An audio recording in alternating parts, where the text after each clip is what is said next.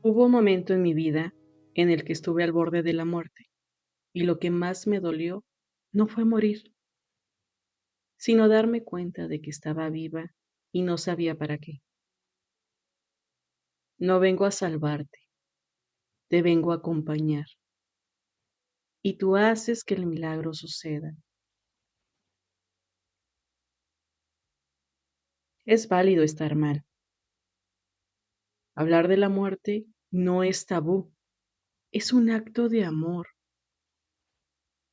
Cada proceso es único, y aunque el camino sea oscuro, hay una luz que sigue esperando ser vista. Soy Connie Valderas, acompañante tanatológico y terapeuta holístico. Y puedes contactarme al +1 214 940 5284 o bien por Instagram en @servida2021. ¿Has escuchado el síndrome del cuidador? Bienvenidos a Aurora Bondi. Hoy hablaremos del síndrome del cuidador. Amar hasta romperse. El síndrome del cuidador es como una herida silenciosa de la sociedad moderna, donde el amor, la responsabilidad y la lealtad familiar terminan convirtiéndose en desgaste físico, emocional y espiritual.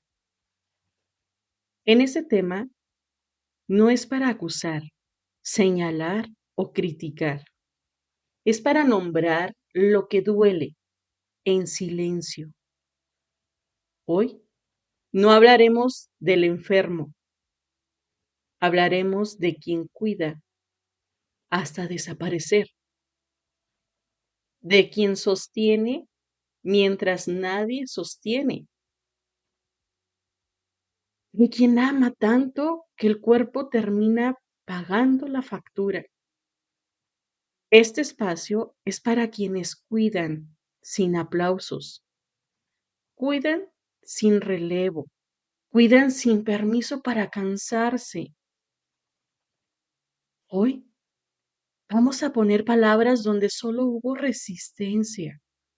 Vamos a escuchar lo que el cuerpo grita cuando ya no puede callar.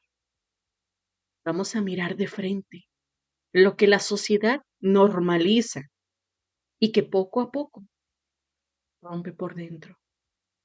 No es un solo tema médico en el cual solamente es estrés.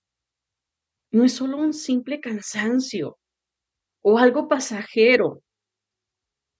Es un tema humano, familiar, social y profundamente espiritual. Es el lugar donde el amor se vuelve carga y donde el cuidar deja de ser una elección para convertirse en sacrificio silencioso. Si hoy reconoces en estas palabras, quédate. Este tema también es para ti. El síndrome del cuidador no aparece de un día para otro. No empieza con un simple diagnóstico. Empieza cuando nadie pregunta quién va a cuidar. Y todos miran al mismo lado. Cuando empieza con una expectativa social silenciosa, esa que no se dice, pero se impone, se gesta en los pasillos de hospital, donde siempre es la misma persona la que está firmando los documentos, en las salas de espera, donde una sola bolsa tiene pijamas, medicinas y paciencia. En casas donde alguien envejece y el tiempo deja de medirse en horas para medirse en dosis, citas y vigilias. Se forma en familias donde el cuidado no se reparte, se asigna sin votación y sin relevo. No hay una opción.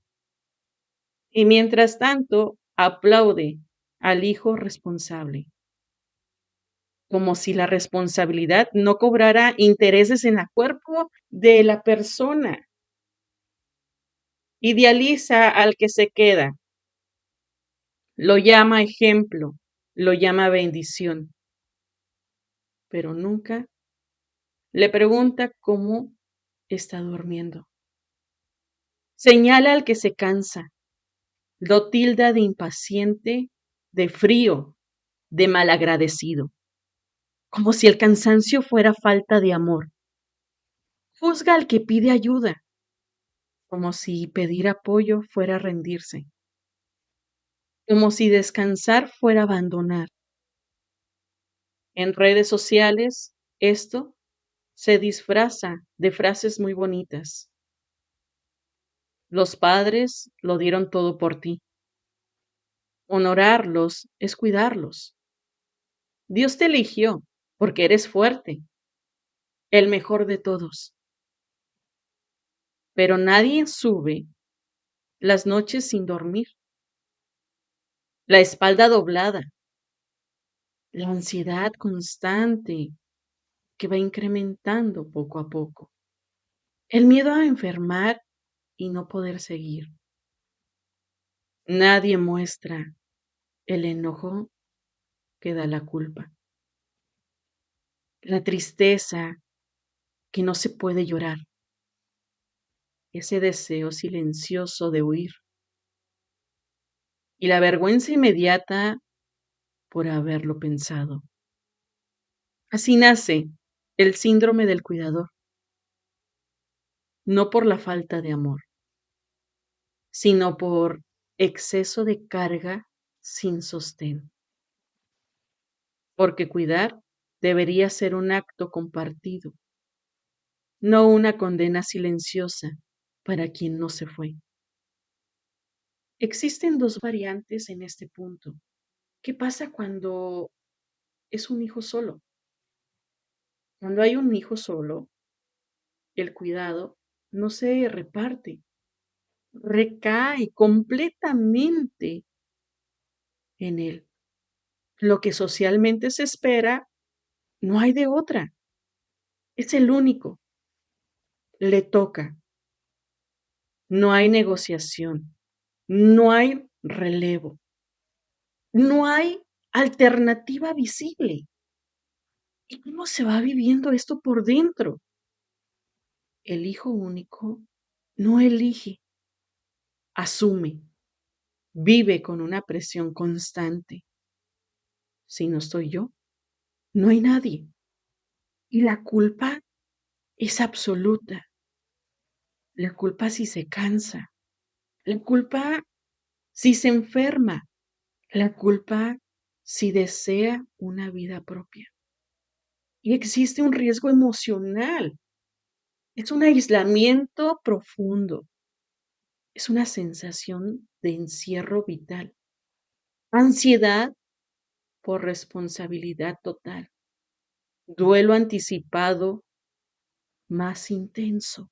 Mayor desgaste físico y psicosomático. El hijo único suele romperse en silencio, que no hay con quién repartir ni siquiera el peso emocional.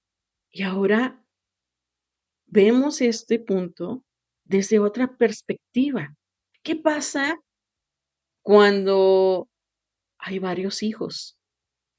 Aquí el problema no es la falta de gente, es la desigualdad del cuidado.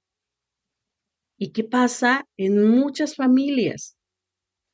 Uno se queda, uno aparece en ratos, uno opina desde lejos porque vive en otro país o estado y no puede estar presente, uno desaparece, uno da instrucciones de cómo cuidar, pero no se atreve a relevar.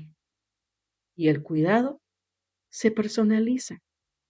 Tú eres el que puede. Tú eres la que más paciente eres. Tienes conocimiento de cómo cuidar a un enfermo y cómo se vive. Por dentro, el que se queda carga con el cuidado y con el resentimiento. Siente injusticia, pero también culpa por sentirla. Se rompe doblemente por el cuidado, por la ausencia de los otros y el riesgo emocional que viene a arrasar dentro del cuidador es esa rabia contenida que no puede expresarla por no lastimar al padre enfermo. Culpa mezclada con enojo. Hay unas rupturas entre hermanos. Sensación de abandono familiar. Hay una soledad emocional aún acompañado. Tener hermanos no garantiza una compañía. A veces solo garantiza testigos. Y la diferencia clave en esto es que la verdad incomoda, molesta, fastidia. El hijo único carga, porque no hay de otra. El hijo entre varios carga, porque otros no están o no pueden. En ambos casos, el cuerpo se desgasta, el alma se agota, el cuidador se invisibiliza por completo. Y estas son dos variantes de dos casos distintos, pero también puede variar. Puede ser que el único hijo abandone y no se haga cargo, como puede haber hijos, más de dos, y pueden tener esa equidad. Y esto no solamente aplica en hijos, aplica también en padres que están cuidando a sus hijos o padres que cuidan a sus padres. La diferencia no está en el número de hijos, sino en la corresponsabilidad real. Ahí es donde realmente se hace el equilibrio, ser conscientes, tener empatía y no dejar la carga total. ¿Por qué? Porque tienes duelos, tus enojos, tus pleitos con ese ser amado que está postrado en cama. Y te da más rabia poder cuidar de él. Y es una forma de castigo. Y tú crees que es un castigo para la persona que está en cama. Y no es así. Es un castigo que tú mismo te estás dando inconscientemente. Y lo que casi nadie mira en todo esto es que el síndrome del cuidador no depende del amor, depende del nivel de soledad en el cuidado. Hay hijos únicos, acompañados que se sostienen, pero también hay hijos con hermanos que se quiebran solos. No importa si eres un hijo único, eres el hijo mayor, eres la hija fuerte, el que nunca falla. Nadie, absolutamente nadie, está diseñado para cuidar en soledad por años. Cuidar necesita una red, un relevo, validación, acompañamiento emocional. Y porque amar también a tus padres es humano a nivel mundial. Cuando cuidar se romantiza y el agotamiento se normaliza, en casi todas las culturas ocurre lo mismo. Cuidar se vuelve un valor moral y el desgaste se vuelve invisible. Cambian los idiomas, las religiones y las tradiciones, pero el mensaje es el mismo. Cuidar se romantiza agotarse, se normaliza. La sociedad admira al que duerme poco, porque es fuerte, al que no se enoja, porque tiene vocación, al que aguanta todo, es amor verdadero, al que nunca dice, ya no puedo, ¿por qué? No abandona. En muchos países, el sacrificio como virtud, la entrega total como deber, el cansancio como prueba de amor es el mismo. Y en algunos lugares del mundo, como América Latina, se llega a escuchar. Para eso son los hijos. Es tu cruz. Dios te va a recompensar. Y en Estados Unidos y Canadá se disfraza de autosuficiencia. Lo estás haciendo muy bien. Simplemente manéjalo. Sé fuerte. Tú puedes. En Europa se llama responsabilidad familiar, aunque el sistema no siempre acompaña. En Asia y Medio Oriente, el cuidado se vuelve mandato cultural y cuestionarlo es deshonrar a la familia. Y en todas partes, no importa dónde, el cuidador que se quiebra deja de ser admirado y pasa a ser un problema. El cuerpo colapsa completamente cuando aparece la ansiedad o la depresión, cuando el cuidador enferma. Entonces sí, ve al médico, te hace falta. Algo tienes, estás extraño, ya no eres el mismo. Como si el desgaste hubiera aparecido de la nada, como si no llevara años acumulándose. Nadie conecta los puntos. La falta de relevo, la ausencia de apoyo, la carga emocional constante, la vida suspendida. El sistema responde cuando ya hay síntomas, pero muchas veces llega tarde, porque al cuidador se le permite cansarse solo cuando ya no puede más. Y aún así, muchas veces se le medica, se le exige volver a rendir, se le pide que siga. Tómate estas vitaminas, inyéctate esto para que tengas más energía, para que puedas continuar.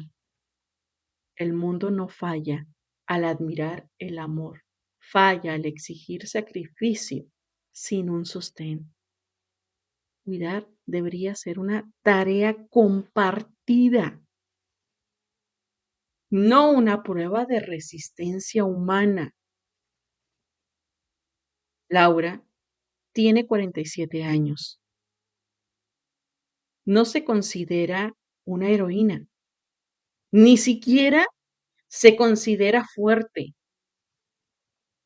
Solo dice, soy la que se quedó. Su madre tuvo un derrame cerebral hace 6 años. El día del diagnóstico, la familia se reunió, lloraron, prometieron turnarse. Y con el tiempo, las promesas se fueron diluyendo. Es que Laura vive cerca, no tiene hijos y ella puede, dijeron.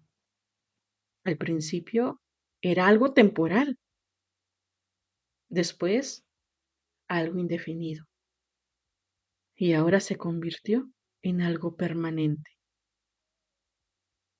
Laura duerme ligero, no duerme profundo, no tiene el oído completamente cerrado. Al contrario, lo tiene entrenado para detectar un quejido, un golpe, un silencio extraño. No recuerda una noche completa de descanso. Su cuerpo empezó a hablar. Dolor constante, lumbar, migrañas, gastritis, palpitaciones nocturnas. Fue al médico y el médico detectó que era un estrés, pero nadie le preguntó de dónde venía ese estrés. Laura sonríe cuando la visitan. Se pone a servir café, a atender la visita, pero nadie le dice, ve a descansar, sal, disfruta, nosotros nos hacemos cargo, porque el enfermo está tan acostumbrado que es a la única que pide, porque ella sí sabe cuidar, ella sí sabe atender. Y ella dice, todo está bien. Cuando ella queda sola, llora en el baño para que su madre no la vea. Un día pensó, si me enfermo yo, ¿quién la va a cuidar? Y ahí es donde empieza la culpa. Culpa por cansarse, culpa por enojarse, culpa por imaginar otra vida. En redes sociales sube una foto, aquí, cuidando a mamá, bendecida. Todo mundo reacciona, recibe, ay, corazones, y le comentan qué noble hija eres.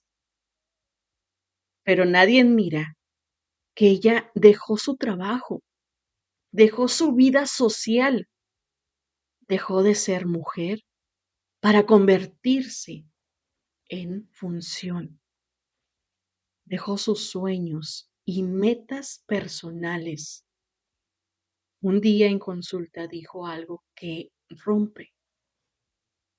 No me arrepiento de cuidarla, pero nadie me cuidó a mí. Ese día, Laura no lloró por su madre, lloró por ella, porque amar no la enfermó. Lo que la enfermó en realidad fue amar a solas, porque este caso te está impactando, te está moviendo dentro de ti, porque no es excepcional, es algo global que se vive y Laura puede estar en México, en Estados Unidos, en Colombia, en India, en África, en Austria, en España, en Argentina, en Japón, en cualquier parte del país, del mundo. Puede cambiar el idioma, el sistema de salud, la clase social, pero el patrón se repite. El cuidador asignado, el apoyo que desaparece, el cuerpo que colapsa completamente, la culpa que encierra. Si esta historia te incomoda, no es porque sea una exageración, es porque se parece demasiado a la realidad que vivimos. Y deja una pregunta abierta para ti. ¿Quién cuida al que se queda cuando todos los demás se van? Porque mientras esta pregunta no se responda, el amor seguirá enfermando cuerpos en silencio. Hay frases que no se acompañan cuando el cuidado se exige desde todas las clases sociales. Esto presiona, no contienen, esto exigen. Y lo más duro es que no vienen solo de una cultura, sino de todas las clases sociales. En contextos populares, podemos escuchar frases cargadas de obligación moral y religiosa. Es tu obligación. Para eso son los hijos. Dios te lo va a pagar. No seas un mal agradecido. Aquí, negarse a cuidar se vive como traición. Cansarse se vive como pecado. En clases medias, la presión se disfraza de responsabilidad y una madurez es lo mínimo que puedes hacer. Hay que hacerse cargo. Todos tenemos problemas. No exageres. Aquí el agotamiento se minimiza. Pedir ayuda se interpreta como falta de carácter. En clases altas, la exigencia se vuelve silenciosa y muy elegante. Tú eres el más preparado. Tú sabes manejar mejor esto. Tienes conocimiento de cuidar personas. Confío en ti. Aquí no se grita, pero se delegan cargos emocionales completas sin preguntar si el otro puede sostenerlas. En redes sociales, todas las clases, el cuidado se romantiza. Cuidar es amar. El amor todo lo puede. Los fuertes no abandonan, pero no se muestran. Los colapsos, la ansiedad, el deseo de huir, la culpa constante. Y en cualquier nivel social, casi nadie pregunta cuántas noches llevas sin dormir. ¿Quién te cuida a ti? ¿Qué necesitas tú? ¿Hasta cuándo puedes sostener esto? Que la sociedad espera que el cuidador no tenga límites, no tenga cuerpo, no tenga miedo, no tenga ese derecho de parar. Cuando finalmente se quiebra, entonces sí, busca ayuda. A ti algo te pasa. Como si el problema fuera el cuidador y no el sistema que lo dejó solo.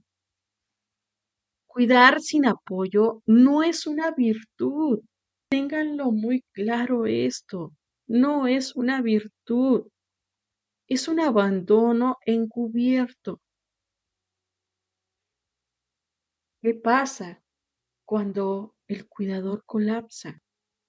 En la mayoría de los casos, nadie está ahí, a un lado de él en el hospital. Eres un exagerado. Dejemos de pensar de esa manera y tengamos un poquito de sensibilidad. A nivel mundial, lo que nadie paga, pero el cuerpo sí cobra y cobra muy bien. En todo el mundo hay una escena que se repite, aunque nadie lo nombra.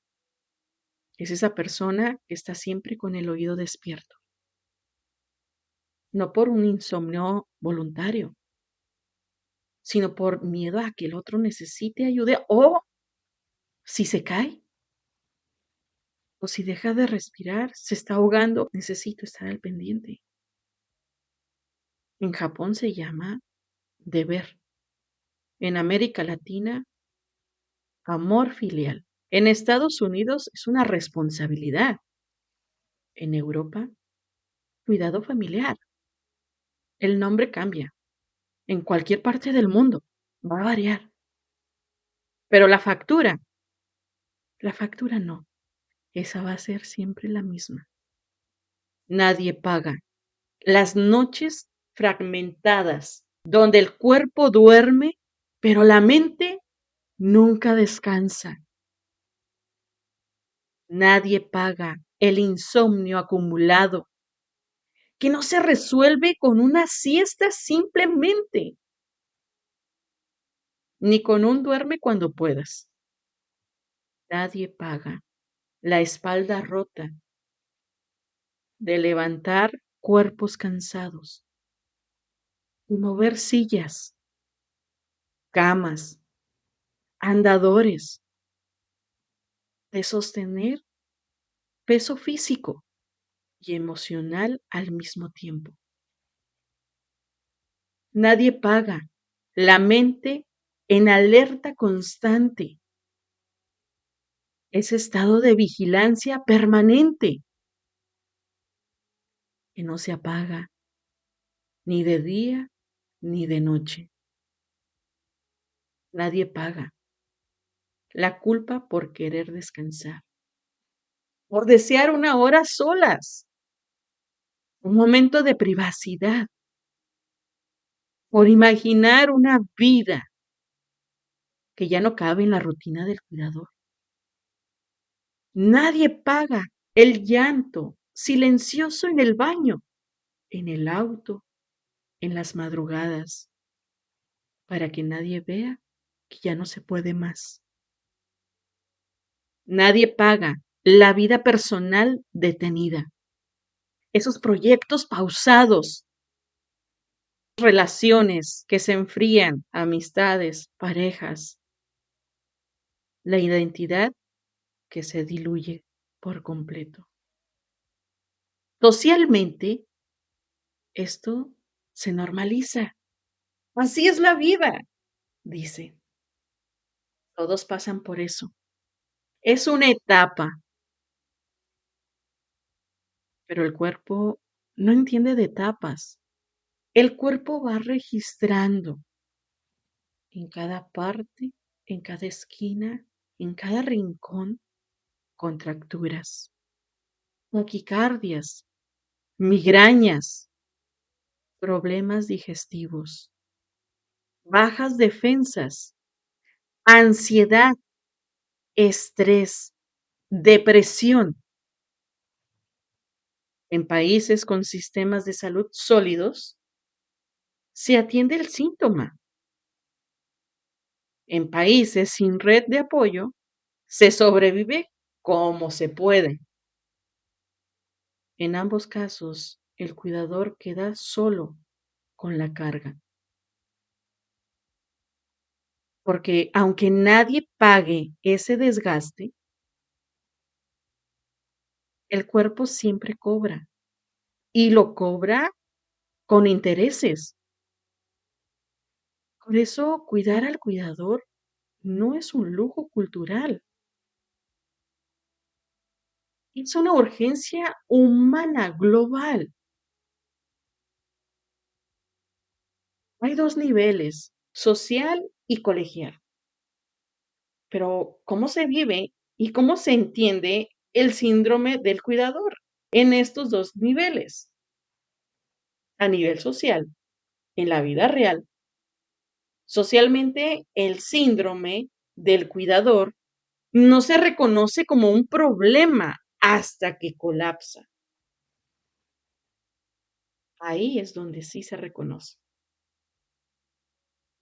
Mientras el cuidador funciona, resuelve, sostiene y no se queja, la sociedad lo llama, es un ejemplo, es el fuerte, es el responsable, pero no lo cuida. A nivel social, se entiende así. Cansancio es igual a algo normal. Sacrificio es igual, es algo esperado. ¿Qué virtud tienes para aguantar? Se le quita el nombre de aguantar en este caso. Se le llama virtud. Pedir ayuda es igual a qué exagerado. ¿Por qué exageras? El cuidador es visto como rol, no como persona. No importa lo que hace,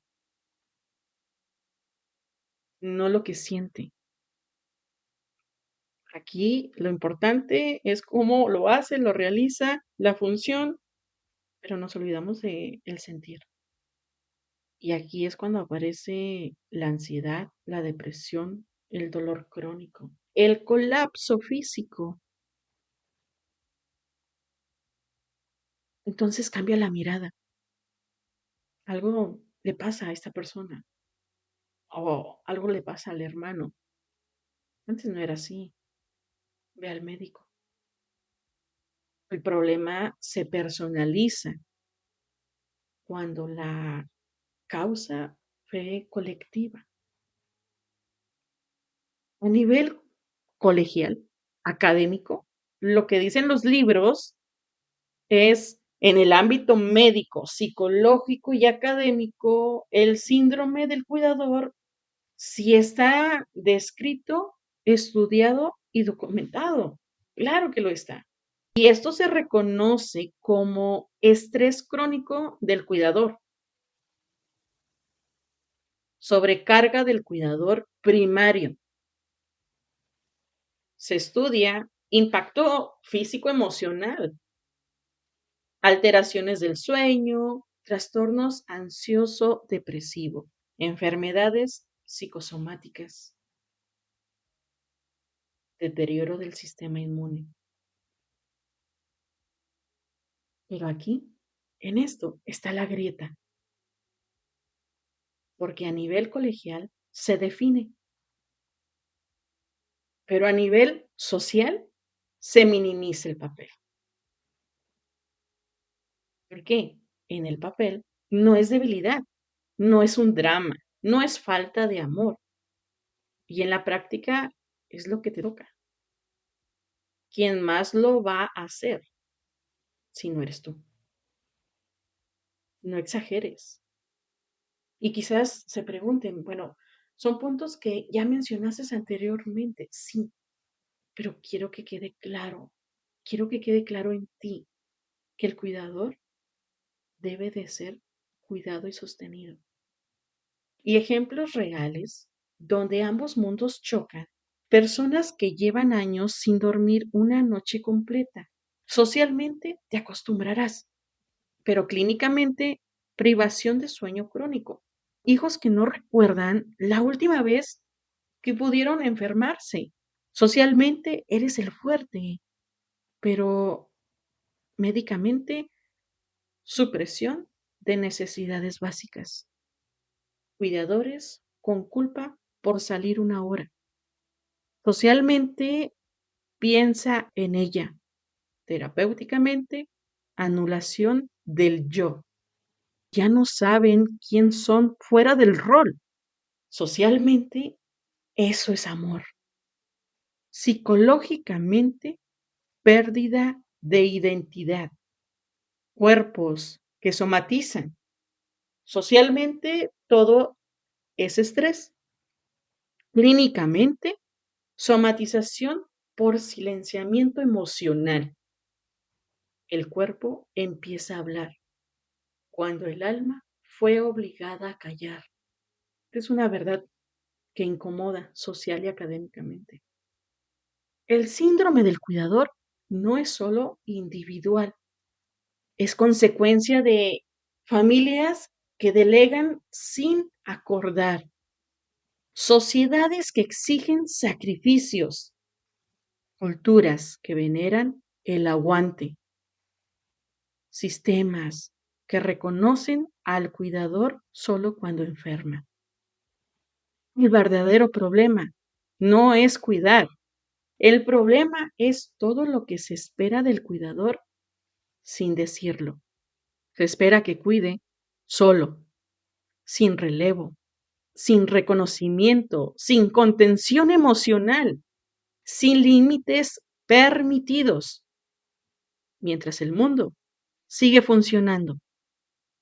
La sociedad ve al cuidador mientras resiste, porque cuando cae, estorba. Globalmente, el cuidador es visto como alguien que siempre puede. Nunca se pregunta si quiere o si ya no puede. Y traducción social, tu cansancio importa menos que la comodidad de los demás. Esto ocurre en todos los niveles socioeconómicos, aunque el lenguaje cambie. El cuidador invisible, mientras todo funciona, nadie interviene ni se reconoce el esfuerzo. Cuando algo falla, él es el responsable. Socialmente, ¿cómo no lo viste antes? Culturalmente, se asume que siempre debía preverlo todo. En redes sociales, los comentarios admirativos suelen ser solo cuando todo sale bien. Invisibilización al desgaste real. El abandono normalizado. Cada quien hace lo que puede. Suena algo neutral, pero en la práctica significa uno lo hace todo, otros solo observan. Algunos opinan, pero no ayudan. Esto ocurre en familias de todos los estratos y también en sistemas de ciudades y de cuidados donde el personal asume que si algo falla, la culpa es del cuidador. Se deja de ver a la persona, se convierte en manos que limpian, espaldas que sostienen, voz que responde, fuerza presente. Esto no tiene fronteras, se observa desde hogares rurales hasta departamentos lujosos. En redes se naturaliza un amor verdadero, real, y lo que se ve en redes se aplaude, el aguante, el sacrificio, claro. El síndrome del cuidador se manifiesta igual en todo el mundo, aunque la cultura cambie de interpretación. Más del 60% de cuidadores desarrollan ansiedad o depresión. Más del 40% presentan enfermedades asociadas al estrés, donde la mayoría no puede pedir ayuda y casi ninguno se reconoce como paciente. Culturalmente, cuidar es igual a deber. Cansarse es igual a debilidad. Enfermar es igual a exageración. El amor verdadero, cuando se ejerce con conciencia, no destruye. Amar a un padre, a un hijo o a un familiar enfermo no debería doler. Lo que enferma es la soledad en el cuidado, la identificación de la familia, de los amigos, de la sociedad, el silencio cuando pides ayuda. El cuerpo del cuidador paga la factura con contracturas, migrañas, ansiedad, y cada síntoma es un grito de auxilio, una forma en que el alma dice, ya no puedo sola. Este mensaje profundo no es solo para cuidadores, también es para la sociedad, para que vea que cuidar no debería ser una sentencia en solitario. Escuche la voz de quien sostiene realmente y no solo con palabras, para que valide el cansancio, reconozca el sacrificio y ofrezca ayuda concreta. La identificación social es tan peligrosa como la enfermedad misma. Cada cuidador que se quiebra en silencio refleja un fallo colectivo. Acompaña desde el amor y comprensión. Espero y deseo que este mensaje a través de este tema haya tocado corazones y sobre todo amar también al cuidador. Soy Connie Valderas, acompañante tanatológico y terapeuta holístico, y puedes contactarme al +1 214-940-5284 o bien por Instagram en @servida2021, porque amar y cuidar puede ser sostenible y consciente y compartido, y no un precio que solo se paga en el cuerpo de uno.